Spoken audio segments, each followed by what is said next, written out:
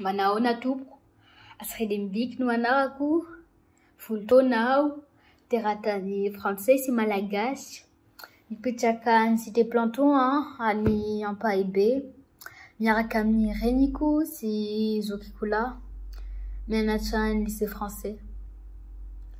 Bonjour à tous, je m'appelle Astrid Mbik, j'ai 10 ans et j'étudie actuellement au lycée français de Tananarive en classe de 5e. Je suis franco-malgache, donc je suis née en France et j'habite à Cité Planton, donc une résidence d'Ampahibé avec ma mère et mon grand frère. J'aime tout ce qui est art oratoire et je ne suis pas d'une grande timidité, donc je suis vraiment très heureuse de faire partie de ce projet qui est ambassadeur en herbe. Le thème de cette année, donc à savoir citoyens et citoyennes égaux et solidaires, a une notion d'égalité qui, selon Larousse, est la qualité de ce qui est égal, l'absence de discrimination. Mais d'abord, qu'est-ce que la discrimination? Eh bien, selon la Commission canadienne des droits de la personne, c'est le rejet de la différence. La différence d'âge, la différence de couleur de peau, la différence de religion ou d'origine. La liste est encore longue. Moi, maintenant, j'ai une question à vous poser. Ces définitions sont-elles valables pour les différents pays du monde? Eh bien, moi, je vais voir ça tout de suite. Je vais élargir la question sur 3 pays. En effet, je vais parler de la France, de l'Iran et de Madagascar. Pourquoi la France? Eh bien, parce que je suis née en France, j'ai vécu en France, je parle français, je suis française, j'étudie dans un lycée français. Là-bas, ce n'est qu'en 1789 qu'apparaît l'égalité sur le droit de l'homme. Mais ce n'est qu'en 1944 que les femmes obtiennent le droit de vote. Alors forcément, moi, je n'ai pas vécu ça. Quand je suis née, ma mère avait déjà le permis à le voter. Mais qu'est-ce que j'en aurais pensé? Qu'est-ce que j'en aurais dit si j'avais vécu qu'une centaine d'années auparavant? Je ne le sais pas. Moi, Astrid Mbik, je suis une fille. Et c'est tout simplement pour ça que je vais vous parler de l'Iran. Un des pays dans lesquels le droit de femme est le moins présent.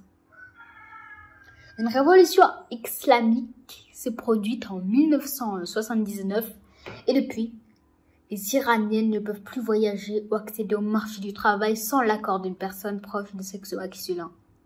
Elles ne peuvent plus sortir sans couvrir les cheveux. Et au travail, à l'école ou dans le bus, filles et garçons sont séparés. Avant 1979, les femmes avaient leurs droits. Alors qu'est-ce qui les a poussées à changer ça? Pourrait-il qu'il se passe la même chose pour d'autres pays, comme par exemple Madagascar? Nous ne l'espérons pas. Mais à part redire, que faisons-nous? Essayons tous ensemble de trouver des solutions. Comme pour Madagascar. Madagascar, c'est mon pays de résidence et je suis moi-même malgache. Et je sais qu'ici, il n'y a jamais eu de femme présidente, seulement candidate. Dans les écoles malgaches, même se retrouve une grande parité entre les filles et les garçons. Les filles ne sont pas traitées de la même manière. Et ici, à Madagascar, un tiers des filles de 15 à 19 ans sont déjà mariées. Un mariage forcé qu'on retrouve dans d'autres pays au nord de l'Afrique. J'habite à Madagascar, mais ici, au lycée français, je n'ai jamais vu d'inégalité ou de sexisme. Le lycée est très diversifié, beaucoup de différences d'âge, d'origine. Pourtant, il n'y a pas beaucoup de discrimination entre les élèves. Je dirais même pas du tout.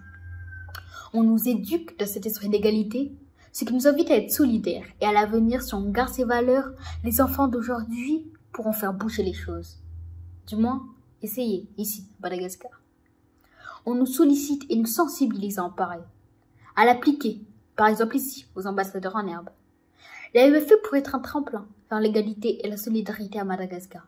Ils ont déjà fondé des écoles et des collèges et des lycées qui ont ces valeurs et éduquent les enfants de cette manière. Ils font et participent à des projets.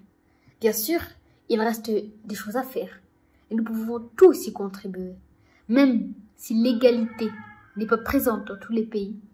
Tous ensemble, on peut changer les choses et faire de chaque citoyen, chaque citoyenne, des personnes égaux et solidaires.